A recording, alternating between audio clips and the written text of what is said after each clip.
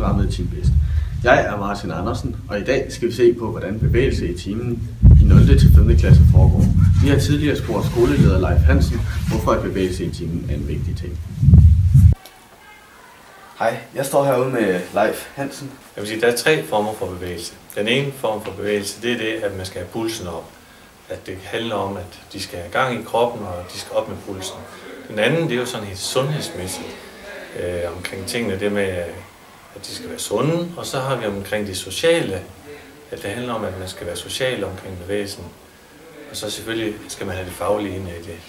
Så derfor er det vigtigt, at vi har det sådan set i alle klassetrin, fordi vores elever skal være sunde og raske, de skal have gode sociale relationer til hinanden, og så skal de jo lære noget. Tak til Leif for at svare på vores spørgsmål. Vi har spurgt børnene fra mellemtrinnet, hvorfor de synes, at netop bevægelse i timen er en god ting. Hvad laver I, når I har bevægelse?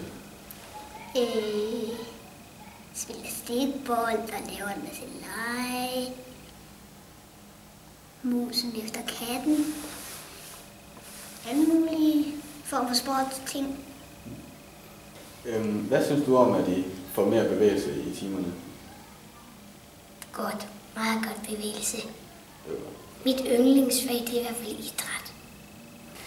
Synes du, det er mega fedt at have bevægelse i timerne? Ja. Tak for det. Tak til de børn, som vil være venlige at svare på spørgsmål. Inden vi går videre med at spørge mellemtrinnets lærer, Samuel Bilkerdyk, skal vi se et lille sjovt klip her på gangen.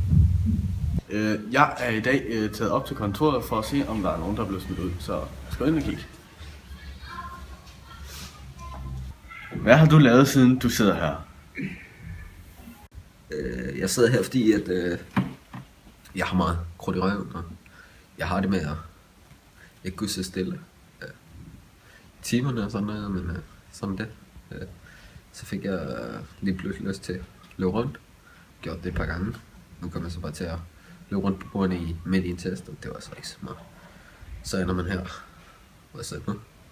Ikke det smarteste sted, men sådan det. Hvor meget gør du ud af, at eleverne skal have bevægelse i deres timer? Det gør jeg meget ud af at få med ind, fordi det er vigtigt, specielt for de små, at de får rørt sig lidt. Det bliver meget stillesiddende for dem, hvis ikke der kommer en bevægelse med. Det kan de simpelthen ikke holde ud og koncentrere sig til. Det var alt for i dag. Vi slutter af med et klip fra folkeskolernes 200 års fødselsdag. Tak for det.